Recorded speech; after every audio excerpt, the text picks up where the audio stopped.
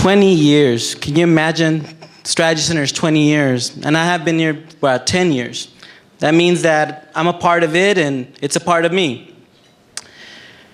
When you think about the center celebrating 20 years, it's an amazing accomplishment because this is a left project that I proudly joined, a left project that looks at the history through SNCC, through the Panthers, through the Chicano Moratorium, to Vietnam, to Cuba, the third world left.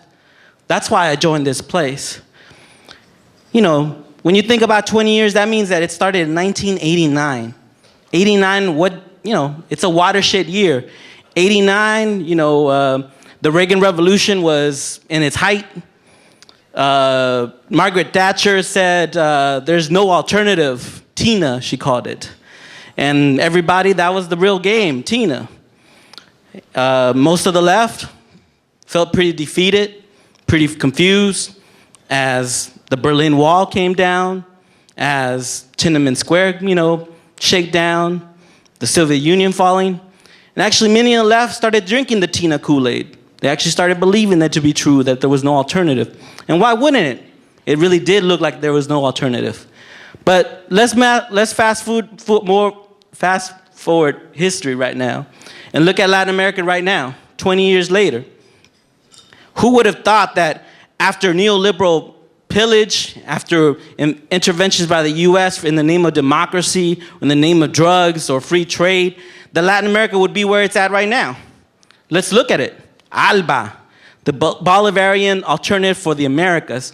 It puts, it puts exchange, not trade. It talks about solidarity, not privilege, not profit, and not FTA. You look at President Hugo Chavez. You look at Evo Morales, the indigenous leader of Bolivia. You look at even Daniel Ortega and the FSLN is back in Nicaragua. Or last month, Mauricio Funes and the FMLN won the presidential elections in El Salvador. So there is hope. There is hope. Look at the MST in Brazil. Look at the CONAI in Ecuador, who can bring down a government whenever they choose. So those are the people who we need to emulate, because they are talking about a real alternative to the US. They're talking about a socialism of the 21st century. And that's what we have to emulate. And you know how they built that? They built that through consciousness, leadership, and organization. Conscious leadership and organization. I say that a lot because Eric says it a lot, and I've learned it a lot through that time period. And I think a lot about that conscious leadership and organization. Let me take you through one of my typical days. Let's say Wednesdays. Knowing me will tell you Wednesdays is my crazy day.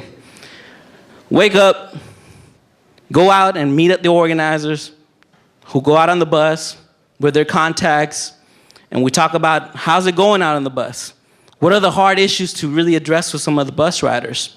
How are people responding to our dozen more buses, dozen less police campaign?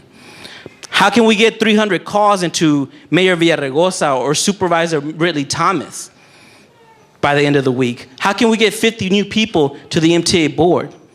They go their way, I go my way. Then I start meeting with the other lead organizers of the different campaigns. We start talking about how's that organizing in the high school looking like? How can we, get 10 more students into our group? Then we talk with Tammy. Tammy, how's Detroit looking for the U.S. Social Forum in 2010? Or with Francisca, we talk about which congressional member is going to pick up some of our demands for transit riders for public transportation. I then go to MTA, and I give a speech in front of the MTA board. Mayor Villaraigosa, we oppose Measure R because Measure R is going to be 30 years of regressive taxes on our people. But now that it's passed, let's make something happen. And the BRU has a plan. It's 500 buses, lower fares, bus-only lanes for the entire county. What is it? You got to do and make something happen right now. You have Measure R, you have $1 billion from the stimulus package, and you've got the upcoming reauthorization of the federal government. You can support a vision right now. The ball is now on your court, and let's make something happen. Then I come back, get on the phone, talk to somebody in Sacramento. The governor and the state legislators cut the STA, the state transportation assistance. It's the only money that helps run all the bus systems, all the rail systems throughout the state. Eliminate it completely. Yet in May 19th, they're going to ask you to tax yourself another 4 years and help them build 53,000 new beds for the state. My day is ending, but I still got one more meeting. It's with a planning committee. And that planning committee is the most beautiful experience that you would ever lived. There, we talk about everything. We talk about, hey, keeping me on check. We talk about how the members doing.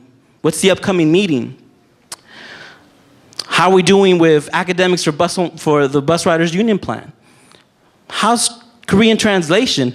Or who are we going to march on May 1st with? These are the hard decisions. These are the long nights that we spend with the comrades in the planning committee. That's why I'm here. My name is Manuel Criollo. The world is making history, and we're ready to make history. Thank you.